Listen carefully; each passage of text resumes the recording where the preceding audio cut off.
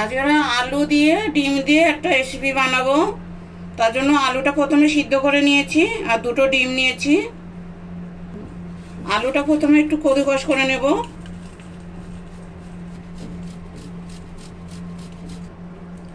আলুটা কদুকস করে নিয়েছি।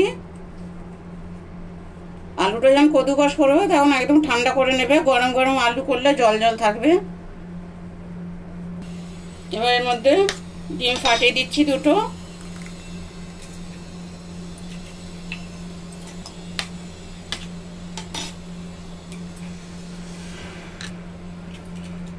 লঙ্কা দিচ্ছি, পেঁয়াজ কুচনো দিচ্ছি, আদা রসুন বাটা দিলাম। আদা রসুন বাটা দিলাম, আঁশটানি গন্ধ করবে না। নুন দিচ্ছি, হলুদ দিলাম, লঙ্কার গুঁড়ো দিচ্ছি, একটুখানি গরম মশলার গুঁড়ো দিলাম, বেসন দিচ্ছি 2-3 চামচ, 2 চামচই দেবো, বেশি না। এবার কড়াইতে 2-3 চামচ তেল দিচ্ছি। তেলটা গরম হচ্ছে, সেই সময় এটা মেখে নিচ্ছি ভালো করে। এই রেসিপিটার নাম হচ্ছে আলু আর ডিম দিয়ে। এটা আমাদের মাখা হয়ে গেছে, ডিম আলু দিয়ে ধোকলার রেসিপি। তেলটা গরম হয়ে গেছে। এবার যেটা মেখে রেখেছিলাম, এবার এটা ভালো করে কড়াইতে শেপ করে নেব, গোল করে।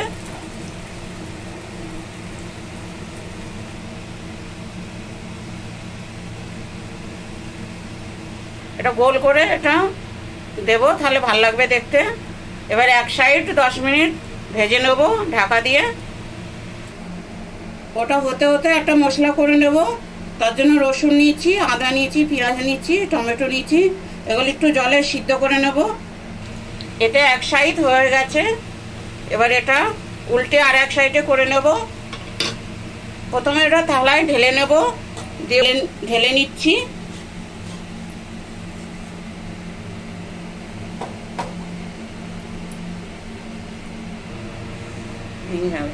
উল্টে দিয়েছি। উল্টে এবার এই ওই দিকটাও বানিয়ে নেবো 10 মিনিট। আমাদের এটা দুদিকে ভাজা হয়ে গেছে। এবার এটা ঢেলে ঠান্ডা করে নেব। এটা ঠান্ডা হয়ে গেলে তবে এটা কাটবো।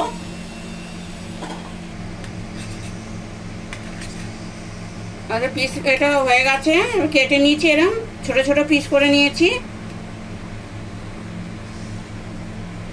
মশলাটা সিদ্ধ করে নিয়েছিলাম, ওটা মিক্সিতে পিষে নিয়েছি।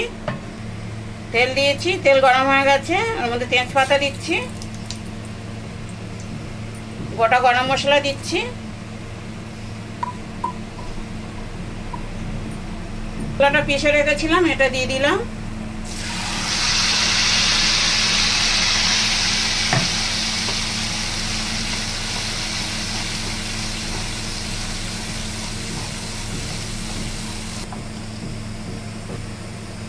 লঙ্কার গুঁড়ো দিচ্ছি, হলুদ দিলাম, নুন দিচ্ছি। এবার মশলাটা খুব ভালো করে কষিয়ে নেব যতক্ষণ না মশলা থেকে তেল ছাড়ে।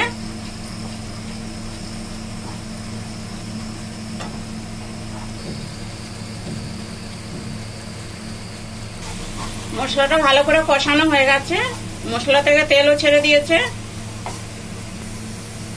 এবার জল দিয়ে দিচ্ছি।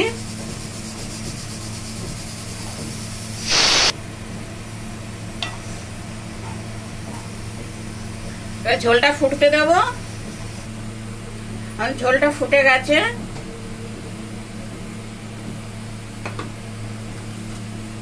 এবারে বড়াগুলো সব দিয়ে দেবো।